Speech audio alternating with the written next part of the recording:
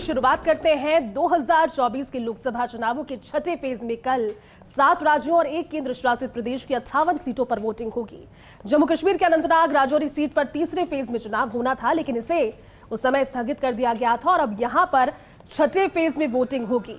2019 में इन सीटों पर सबसे ज्यादा भाजपा 40, बसपा 4, बीजेडी 4 और सपा 1, साथ ही जेडीयू 3, टीएमसी 3, एलजेपी 1 और आजसू की 1 सीट जीती थी।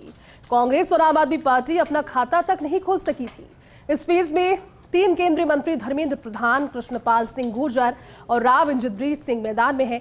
3 पूर्व मुख्यमंत्री महबूबा मुफ्ती, मनोहर लाल खट्टर और जगदंबिका पाल भी चुनाव लड़ रहे हैं, जिसके अलावा मनोज तिवारी, मेनका गांधी, नवीन जिंदल, बांसुरी स्वराज, संबित पात्रा, राज बब्बर, निरहुआ भी अपनी किस्मत आजमा रहे हैं। इलेक्शन के छठे फेज में 889 कैंडिडेट्स इस चुनावी मैदान में हैं, जिसमें से 797 पुरुष और 92 महिलाएं उम्मीदवार हैं। 543 लोकसभा सीटों में अब तक की अगर अपडेट आपको दे तो 5वें फेज तक 429 सीटों पर मतदान पूरा हो गया है। 25 मई यानी कल कुल 487 सीटों पर मतदान जो है वो पूरा हो चुका होगा। आखिरी और 7वें फेज में 56 सीटों पर वोटिंग होगी।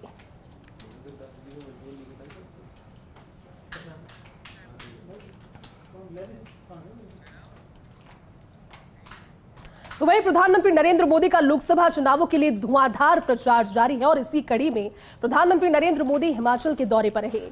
उन्होंने सिरमौर, शिमला और मंडी में एक रैली को संबोधित किया। इस दौरान पीएम ने कहा कि हिमाचल मेरा दूसरा घर है।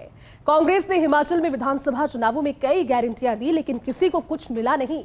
कांग्रेस और इंडी गठबंधन स्वार्थी है, अवसरवादी है, ये घोर सांप्रदायिक है, ये घोर जातिवादी है, ये घोर परिवारवादी है।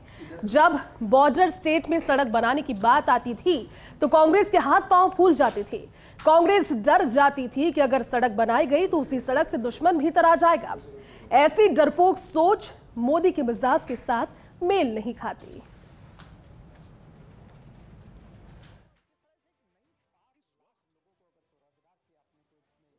साथियों, हिमाचल प्रदेश सीमा से सटा हुआ राज्य है।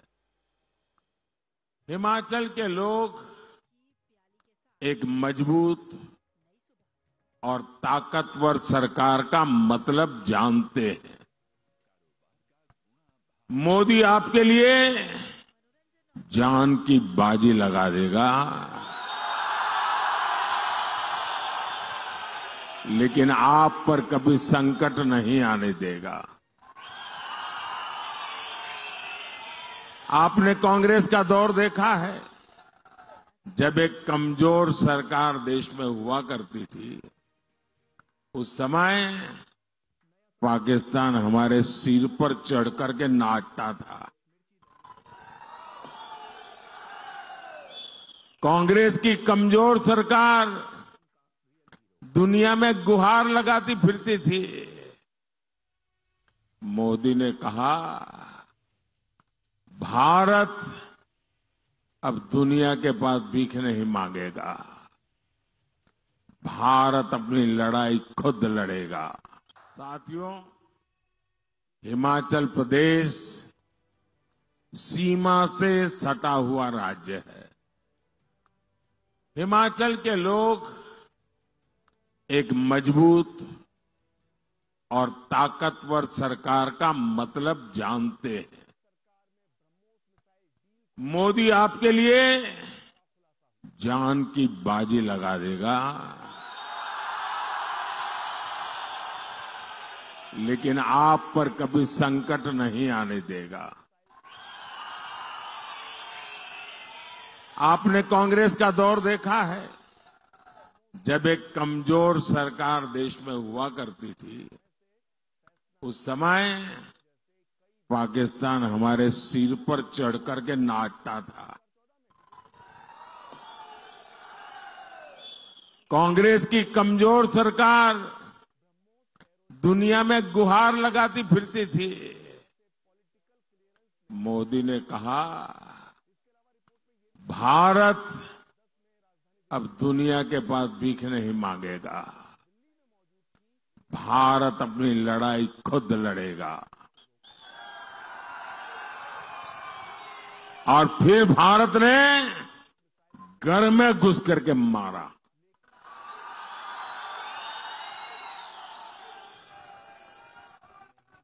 आज देखिए पाकिस्तान की क्या हालत हो गई है। साथियों, हिमाचल के ऊंचे पहाड़ों ने मुझे अपना हौसला बुलंद रखना सिखाया है। और मैं आज याद दिलाना चाहता हूं, ये भाजपा का पालमपुर बीजेपी की वर्किंग कमेटी थी और पालमपुर बीजेपी वर्किंग कमेटी में जो निर्णय हुआ, इसी हिमाचल की धरती में जो निर्णय हुआ, उससे एक इतिहास रचा गया था। इसी अधिवेशन में भाजपा ने अयोध्या में भव्य राम मंदिर निर्माण का संकल्प लिया था। इस देवभूमि में संकल्प हुआ था, पालमपुर में हुआ था। यानी हिमाचल राम मंदिर के निर्माण की संकल्प भूमि है। यह आपके वोट की ताकत है, जिसने 500 साल का इंतजार खत्म किया। आज अयोध्या में राम लला विराजमान हुए, हिमाचल खुश हुआ है, देवी देवता आशीर्वाद बरसा रहे हैं। लेकिन कांग्रेस खुश नहीं है।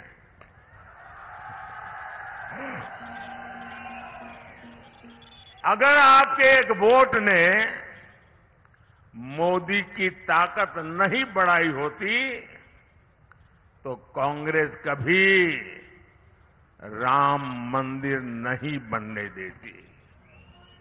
तो वहीं प्रधानमंत्री नरेंद्र मोदी हिमाचल प्रदेश के बाद पंजाब के दौरे पर पहुंचे। उन्होंने गुरदासपुर और जालंधर में चुनावी रैलियां की। इस दौरान उन्होंने कांग्रेस और इंडी गठबंधन पर जमकर निशाना साधा। उन्होंने कहा कि कांग्रेस ने 1984 के सिख विरोधी दंगों के दंगाइयों को बचाया था, जबकि हमने ये सुनिश्चित किया कि दोषियों को सजा हो।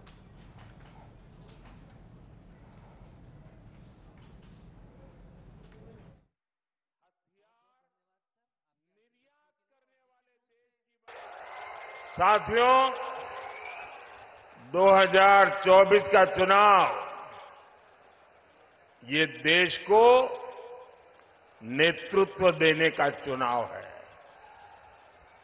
आज एक और बीजेपी और एनडीए है। विकसित भारत का स्पष्ट विजन है, राष्ट्र प्रथम का संकल्प है, 10 साल का ट्रैक रिकॉर्ड है, भ्रष्टाचार पर कड़ा प्रहार है। और दूसरी ओर इंडी गठबंधन है, गौर सांप्रदायिक, गौर जातिवादी, गौर परिवारवादी।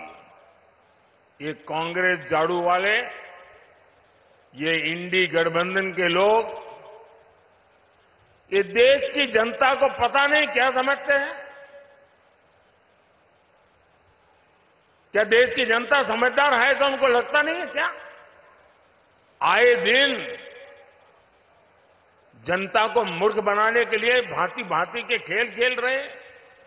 अब आप देखिए, ये लोग दिल्ली में दोस्त होने का दिखावा करते हैं, भ्रष्टाचारियों को बचा रहे हैं, और यहां पंजाब में एक दूसरे को गाली दे रहे हैं। जनता भी जान गई है, इन दोनों दुकानों का शटर एक ही है।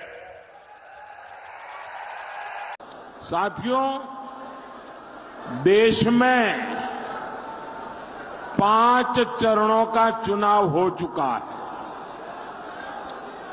6ठे चरण का चुनाव भी कल होने जा रहा है। उसका भी प्रचार थम चुका है। जो लोग कल तक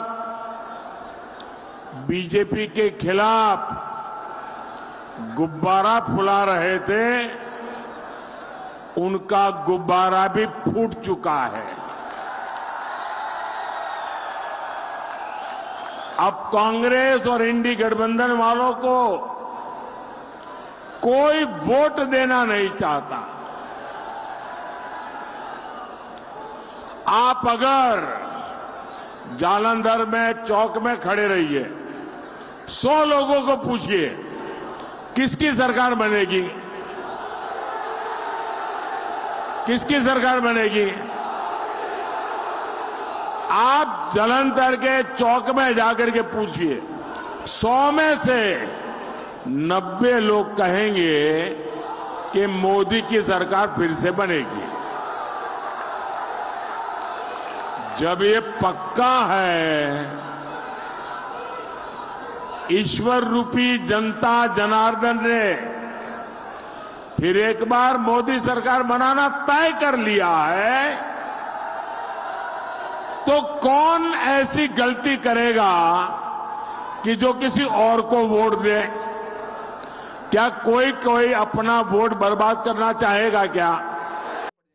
तो देखिए, लोकसभा चुनाव 2024 के इस रण को लेकर के केंद्रीय गृह मंत्री अमित शाह भी लगातार हर राज्य में पहुंच रहे हैं। आज बिहार में केंद्रीय गृह मंत्री अमित शाह ने अपनी हुकार भरी।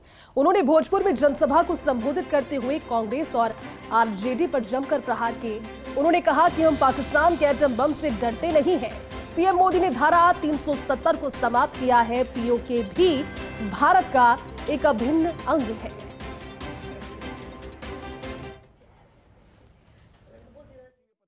मैं देश भर में जहां जहां जाता हूं, लोग कहते हैं अमित भाई हमारे सांसद को मंत्री बना दीजिए, और आरा वालों आपको बनाया मंत्री मोदी जी ने यहां भेजा है। रेडीमेड मंत्री भेजा है। इन्होंने यहां पर ढेर सारी उपलब्धियां दी। करोड़ों रुपए का सीएसआर फंड, 12 करोड़ आरा रमना मैदान, 17 करोड़ आरा दरहरा नहर, 5 करोड़ बहुउद्देशीय हॉल, 3 करोड़ पीरो पड़ाव मैदान। भोजपुर जिले में 14,000 सोलर स्ट्रीट लाइट, 5 करोड़ से जगदीशपुर में बाबू कुंवर सिंह का सिंह द्वार और 5 करोड़ से बस स्टैंड का विकास करने का काम हमारे आरके सिंह ने किया। आगे बढ़ते हैं। स्वाति मालीवाल मारपीट मामले को लेकर दिल्ली के मुख्यमंत्री अरविंद केजरीवाल बीजेपी के निशाने पर है। भाजपा नेता गौरव भाटिया ने प्रेस कॉन्फ्रेंस कर उन पर निशाना साधा। कहा, जब सीसीटीवी फुटेज नष्ट किया जाता है तो पता चलता है कि एक जघन्य अपराध किया गया है और अरविंद केजरीवाल सबूत नष्ट करने की पूरी कोशिश कर रहे हैं। अरविंद केजरीवाल पीड़ित के साथ नहीं खड़े हैं। केजरीवाल का जो घर है,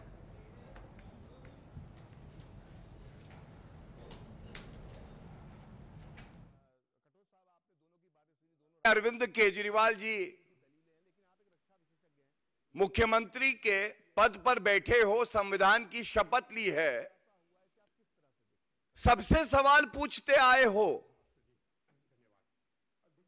जब मुख्यमंत्री पिटाई घर अरविंद केजरीवाल का जो घर है, वहां पर एक महिला के साथ हाथापाई होती है, थप्पड़ मारे जाते हैं, निर्लज्जता होती है, दुर्व्यवहार होता है, तो वही अरविंद केजरीवाल जो हर किसी से सवाल पूछता था, आज उत्तर देने के लिए एक शब्द नहीं बोल रहा है। यह विचित्र बात है। जिसकी जबान 5 फुट लंबी थी, आज उसके मुंह में दही जमी हुई है, उसके मुंह से एक शब्द नहीं निकल रहा। तो वहीं सुप्रीम कोर्ट ने लोकसभा चुनावों के दौरान अपनी वेबसाइट पर वोटर टर्नआउट अपलोड करने वाली याचिका पर चुनाव आयोग को कोई भी निर्देश देने से इनकार किया है। सुप्रीम कोर्ट ने कहा कि 5 फेज हो चुके हैं, 2 चरण बाकी हैं और ऐसे में डेटा अपलोडिंग के लिए मैन पावर जुटाना चुनाव आयोग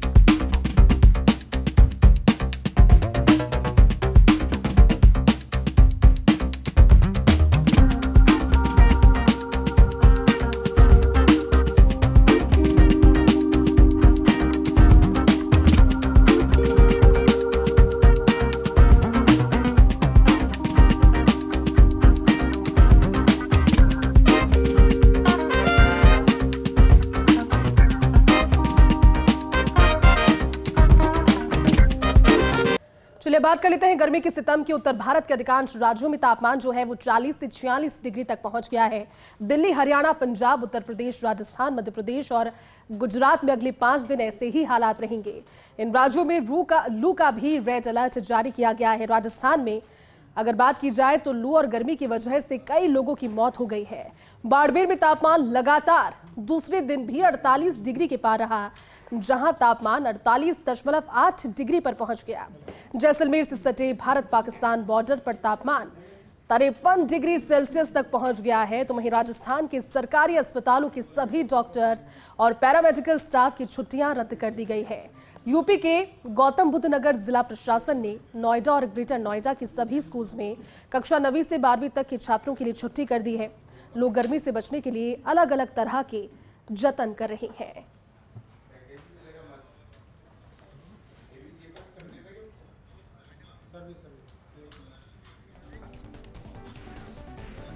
और चलिए इस बुलेटिन में अभी के लिए बस इतना ही, लेकिन आप देखते रहिए फर्स्ट इंडिया न्यूज, क्योंकि खबरों का सिलसिला लगातार जारी है। नमस्कार।